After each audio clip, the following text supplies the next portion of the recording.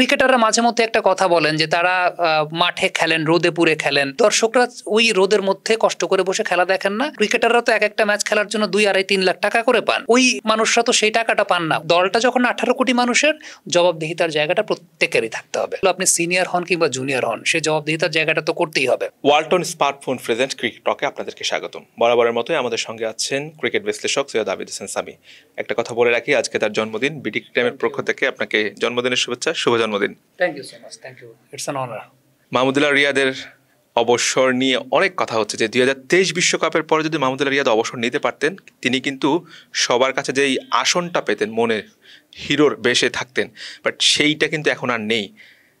মাহমুদুল্লাহ রিয়াদ তখন আসলে অবসর নিলে আসলে পরিবেশটা কেমন হতো? দেখেন, এই জায়গাটা তো অবশ্যই প্লেয়ারের ইন্ডিভিজুয়াল সিদ্ধান্তের উপর নির্ভর করে। এখন কারো সিদ্ধান্তের উপর তো আমি জোর করতে পারবো না।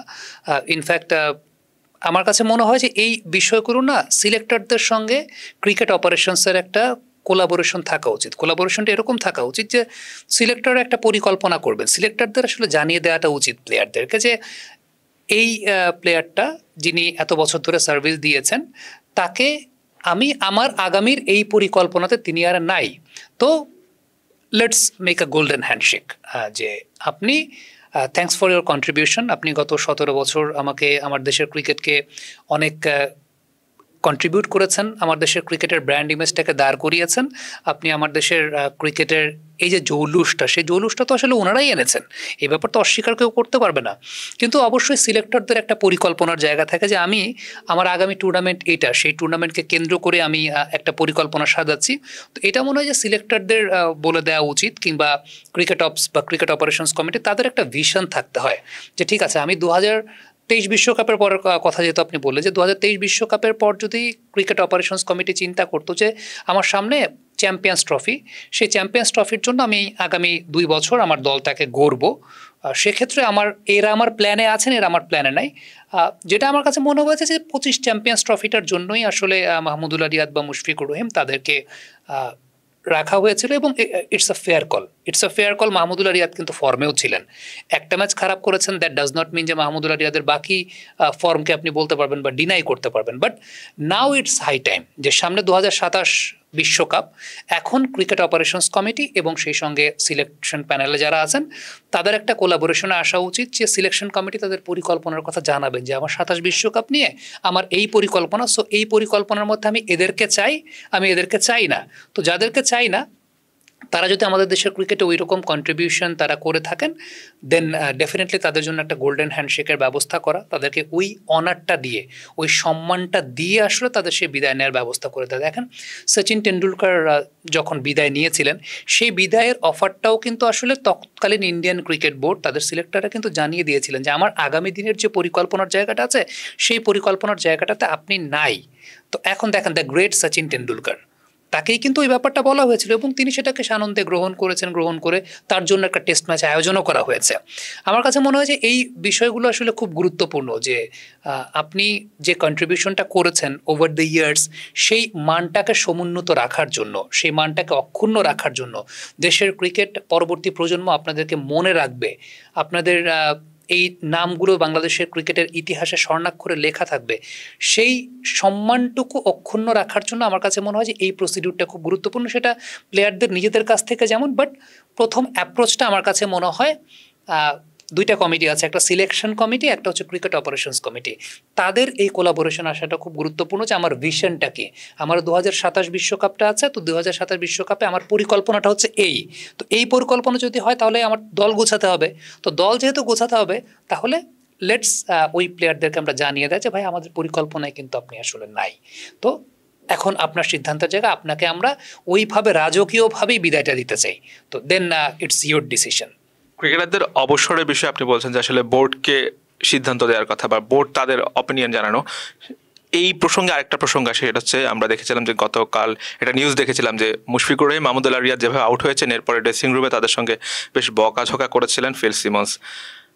আমার প্রশ্ন ওই জায়গায় যে আসলে যে এর আগে কোনো ক্রিকেটার, জুনিয়র ক্রিকেটার দেখেননি যে তাদের সঙ্গে এমন আচরণ করতে, কিন্তু এর আগে কিন্তু মুশফিকুর রহিম, মাহমুদুল্লাহ রিয়াদ এমন অনেক ব্লান্ডার করেছে যেগুলোর কারণে টুর্নামেন্ট থেকে ছিটকে গেছে। প্রশ্নটা হচ্ছে এই জায়গায় যে আসলে তারা এর আগে অনেকবার এমন কাণ্ড করার পরও তাদেরকে কি আসলে জবাবদিহিতার আওতায় আনা হয়নি?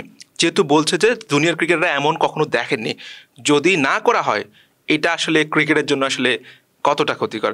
তারা কি আসলে সিনিয়র ক্রিকেটার বলেই কি তাদেরকে এই জবাবদিহিতাগুলো করা হয়নি? আমি বলছিলাম যে যদি না করা হয় জবাবদিহিতা। দেখেন, প্রথমত যে এই ফিল সিমন্সের যে বিষয়টা, সেটাও তো আপনার আমার দেখার কোনো সুযোগ নেই, কারণ আমরা কেউই ড্রেসিং রুমের পার্ট না। আগে যে ঘটনাগুলো ঘটেছে তখন তারা ড্রেসিং রুমের, মানে আমরা তো কেউ ড্রেসিং রুমের পার্ট ছিলাম না। কিন্তু আমার কাছে মনে হয় যে এই জবাবদিহিতার জায়গাগুলো, আপনি সিনিয়র হন কিংবা জুনিয়র হন, সেই জবাবদিহিতার জায়গাটা তো করতেই হবে। এখন একটা অফিসের সিইও যদি ভুল করেন, চেয়ারম্যান সাহেব তো তাকে ধরবেন। এখন বিষয়টা কি শুধুমাত্র এরকম যে একটা অফিসের ম্যানেজার, অ্যাসিস্ট্যান্ট ম্যানেজার বা জেনারেল ম্যানেজার তারাই ভুল করলে শুধুমাত্র তাদেরকে জবাবদিহিতার আওতায় আসতে হবে? সিইওর ভুলে কি কোনো জবাবদিহিতার আওতায় আসতে হবে না? এটা তো কর্পোরেট প্র্যাকটিস হিসেবে যদি আপনি চিন্তা করেন যে একজন সিইও যদি ভুল করেন, সেটার দায়ভারটা তো আলটিমেটলি চেয়ারম্যান সাহেব সিইওকে ধরেন। ইভেন একটা কোম্পানির ম্যানেজার, অ্যাসিস্ট্যান্ট ম্যানেজারও যদি ভুল করেন, সেই দায়টাও কিন্তু সিইওর উপরেই যায়। চেয়ারম্যান সাহেব কিন্তু সিইওকে ধরেন যে তোমার টিম মেম্বাররা এই কাজটা করতে পারে নাই কেন। সো আপনি যদি ধরে নেন যে মুশফিকুর রহিম বা মাহমুদুল্লাহ রিয়াদ তারা এই দলটার ক্যাপ্টেন না হলেও তারা তো ওই ফিগারটাই, ওই ক্যাপ্টেন ফিগারটাই, তারা তো ওই ফাদার ফিগারটাই এই দলটার।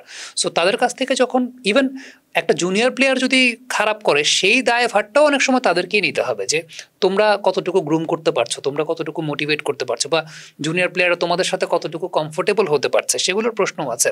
তো আমার কাছে মনে হয় যে ফিল সিমন্স যদি এরকমটা বলে থাকেন বা করে থাকেন, that's completely right, that's completely all right, এবং প্রত্যেকটা পজিশনের জবাবদিহিতার জায়গা অবশ্যই থাকতে হবে। এখন আগে এরকম কোনো কিছু দেখেন নাই, তাইলে তো বুঝতে হবে যে এই জায়গাটাতে গলদ আছে। কারণ যদি এরকম হয় যে দলের চাইতে ব্যক্তি বড় হয়ে যায়, ইভেন এটা তো শুধুমাত্র দল বলবেন, এটা দেশ। কারণ এই বাংলাদেশ টিমটার প্রতিনিধিত্ব 11 জন করেন, কিন্তু এই বাংলাদেশ টিমটা তো শুধু 11 জনের না, বা এই বাংলাদেশ টিমটা তো শুধু ক্রিকেটারদের না। এই বাংলাদেশ টিমটা আপনার আমার, আমাদের সবার, 18 কোটি মানুষের। প্রবাসী যে ভাইটা একটা দিনের তার 5 বা 6 হাজার টাকা বা 10 হাজার টাকা লস করে টিকিট কেটে খেলা দেখতে আসছেন, সেই ভাইটার সঙ্গে আপনি প্রতারণা করছেন না? সেই দলটা তো সেই ভাইয়ের, প্রবাসী সেই ভাইটার।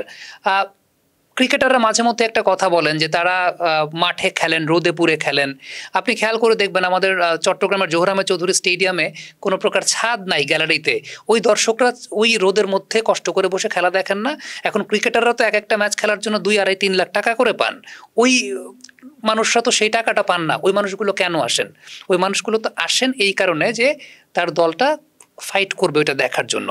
তাইলে ফ্যাক্টর জায়গাটা হচ্ছে ওইটা যে এই দলটা কিন্তু শুধু ক্রিকেটারদের না, দলটা হচ্ছে আমাদের সবার, 18 কোটি মানুষের। তো 18 কোটি মানুষের দল যখন কেউ যদি মনে করে ফেলেন যে এটা শুধুমাত্র তাদেরই সম্পত্তি, তাদেরকে কোনো কিছু বলা যাবে না, তাইলে তো মানে এইটা মানে কোনো কথা না।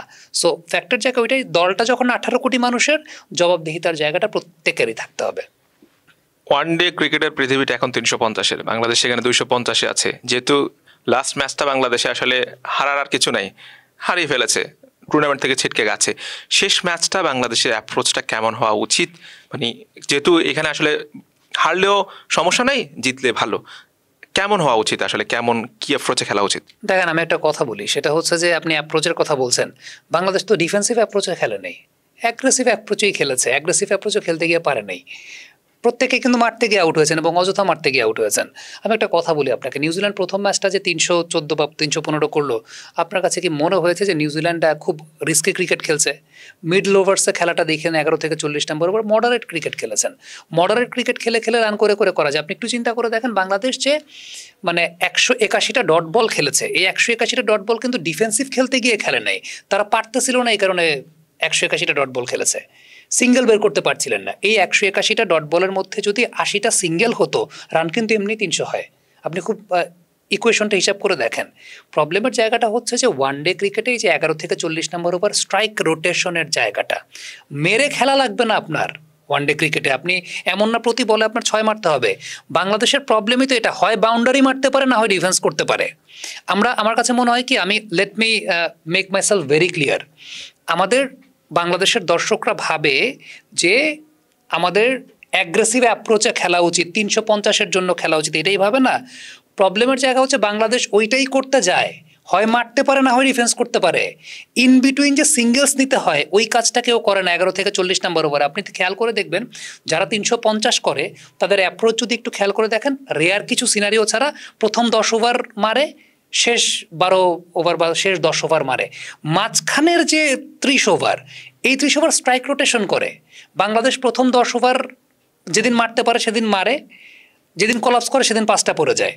মিড ওভার্সে বাংলাদেশ সিঙ্গেল নিতে পারে না, এরপরে গিয়ে শেষের 10 ওভার এক্সিকিউটটা করতে পারে, অপোনেন্ট টিম টায়ার্ড হয়ে যাবে এরকম, তাতেই কিছু রান বাংলাদেশ করতে পারে। বাট ফ্যাক্টের জায়গাটা হচ্ছে আপনি প্রথম 10 ওভার যেরকম অ্যাপ্রোচ খেলেন বা একটু সেফ ক্রিকেট খেলেন, আপনি মাঝের যে 30 ওভারটা, সেই মাঝের 30 ওভারটা আপনি স্ট্রাইক রোটেশনটা করেন। মানে যে 181টা ডট বল আপনি করছেন তার মধ্যে 80টা সিঙ্গেল বের করেন। আপনি একটু চিন্তা করে দেখেন, 238 বাংলাদেশ করেছে, এই 181টা ডট বলের মধ্যে এই 238 কিন্তু বাংলাদেশ করেছে আসলে 19 ওভার 5 বলে। হিসাবটা কিন্তু অন্যরকম, বাংলাদেশ কিন্তু 19 ওভার 5 বলে 238 করেছে, বাকি 30 ওভার মেডেন, মানে বাকি 30 ওভার ধরেন ডট বল, কোনো রান আসে নাই। তাহলে এই 30 ওভারের মধ্যে যদি 80 রান সিঙ্গেল আসতো, রান কিন্তু 300। সো ওই যে কথাটা না যে 350-এর অ্যাপ্রোচে খেলা, 350-এর অ্যাপ্রোচটা কি সেটা আগে আপনাকে জানতে হবে। 350-এর অ্যাপ্রোচ মানে এইটা না যে আপনাকে সব বল মারতে হবে।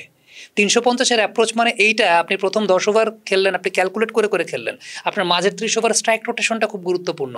বিষয়টা এরকম না যে প্রতি 2 ওভার পর পর আপনি 2টা বাউন্ডারি মারলেন, বিষয়টা এরকম যে আপনি 4টা সিঙ্গেল নিলেন, একটা বাউন্ডারি মারলেন, ব্যাপারটা আসলে এরকম। বা প্রতি 2 ওভারে আপনি একটা বাউন্ডারি মারেন কিন্তু সিঙ্গেলসটা বজায় রাখেন। সো ফ্যাক্টর জায়গাটা এইটা, এই জায়গাটায় আমাদের দর্শকরাও ভুল করে, মনে করে যে বাংলাদেশ 350-এর অ্যাপ্রোচে খেলছে না। বাংলাদেশ 350-এর অ্যাপ্রোচেই খেলছে, কিন্তু তারা জানে না কীভাবে 350-এর অ্যাপ্রোচটা করতে হয়। ফ্যাক্টর জায়গাটা আসলে এই জায়গাটায় যে স্ট্রাইক রোটেশনটা আপনি খেয়াল করে দেখবেন। বিরাট কোহলি যে ম্যাচটায় সেঞ্চুরি করলেন, ওই ম্যাচটা বিরাট কোহলি কিন্তু ইনিশিয়ালি ডট বল খেলছেন, বাট বিরাটের উপর কোনো প্রেশারই পড়ে নাই। প্রেশার পড়ে নাই কেন? কারণ শুভমান আর শ্রেয়াস সেই জায়গাটা কাভার আপ করে দিয়েছে। এরপর কিন্তু তারা স্ট্রাইক রোটেশনে গেছেন। বিরাট কোহলি 76 না 78 রান শুধুমাত্র সিঙ্গলসে নিয়েছেন, এরপরে সিঙ্গলস এবং ডাবলসে। তাইলে শুধু বাউন্ডারি মেরে বা ছক্কা মেরেই সেঞ্চুরি করতে হয়? সিঙ্গলস ডাবলসেও তো আলটিমেটলি 90 স্ট্রাইক রেটে বা 80 স্ট্রাইক রেটে সেঞ্চুরি করা যায়। তাইলে ওই জিনিসটা আপনি মানে জানতে হবে আসলে কেমনে 350 করতে হয়। এসেই আপনার মারতে হবে, বিষয়টা সেরকম না। বাংলাদেশে এসেই মারতে যায়। আমি জাস্ট আপনাকে ইকুয়েশনটাই বললাম, 238 যদি করেন সেটা আপনি করেছেন 19 ওভার 5 বলে, বাকি তো 30 ওভার দিয়েছেন ডট। কালকের একাদশটা কেমন হতে পারে, কেমন দেখতে চান? আমার কাছে মনে হয় যে আমি এখন যেটা বলবো এই কথাটা শুনতে খারাপ শোনা যাবে বা অনেকে হয়তো বা বিষয়টা নিয়ে ট্রল করতে পারেন, বাট আমার মনে হয় যে মুশফিকুর রহিম এবং মাহমুদুল্লাহ রিয়াদ তাদের ক্যারিয়ারের শেষ ম্যাচ হওয়া উচিত এবং সেই ম্যাচ অনুযায়ী তাদেরকে একটা সুযোগ দেওয়া উচিত। 17 বছর তারা যে কন্ট্রিবিউশনটা করেছেন দেশের ক্রিকেটে, এই ম্যাচ তো এমনিও খুব বেশি ম্যাটার করে না। So let's give them a fair chance. আমার কাছে মনে হয় যে কালকের একাদশ নিয়ে খুব বেশি চিন্তা করে এ খেললো না কেন, ও খেললো না কেন, এ খেললে জিততাম, ও খেললে জিততাম, এসব চিন্তা না করে আমার কাছে মনে হয় যে মুশফিকুর রহিম এবং মাহমুদুল্লাহ রিয়াদ তারা গত 17 বছর যে কন্ট্রিবিউটটা দেশের ক্রিকেটে করেছেন, আমাদেরও তাদেরকে কিছুটা সম্মান জানানো উচিত।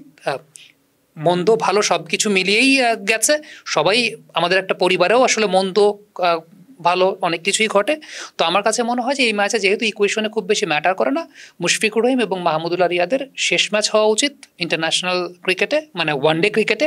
মুশফিক এখনও টেস্ট ক্রিকেট খেলছেন, সেটা তিনি খেলতেই পারেন, বাট ওয়ানডে ক্রিকেটে সেটা শেষ ম্যাচ হওয়া উচিত বলে আমি মনে করি, এবং সেটার জন্য সেই দুইজনের কালকে খেলা উচিত বলে আমি মনে করি। আমার কাছে মানে কম্বিনেশনের জায়গা যদি আপনি বলেন তাহলে আমি এইভাবেই চিন্তা করি আর কি। মানে আমি খুব বেশি কালকের কম্বিনেশন নিয়েও চিন্তা করছি না। হয়তো আপনি বোলিংয়ে তানজিম সাকিবকে একটা ফেয়ার চান্স দিতে পারেন, মোস্তাফিজুর রহমান হয়তো একটু রেস্ট নিতে পারেন, সেটাও হতে পারে। আপনি মানে আমার কাছে সেটাই মনে। আবার সেই সঙ্গে আপনার ম্যাচটা তো ফাইট দেওয়ার জন্য খেলতে হবে।